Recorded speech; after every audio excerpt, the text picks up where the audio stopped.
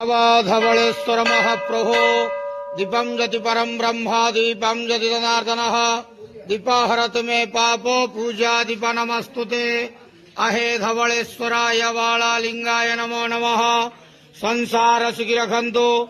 आज कार्तिक मासर शुभ गुरुवार रे समस्त श्रद्धालु भक्त मानक आशीर्वाद करंतु, मनस्कामना पूर्ण करंतु, कर्म क्षेत्रोन्नति करंतु, ग्रहरिष्ठ खंडन करंतु, जगतर मंगल करंतु, विश्वर कल्याण करंतु, आपणकर नाम प्रकाश करंतु, सेवकर डाक श्रवण करंतु, समस्त गुआवसा भक्त मानकर मनस्कामना पूर्ण करंतु।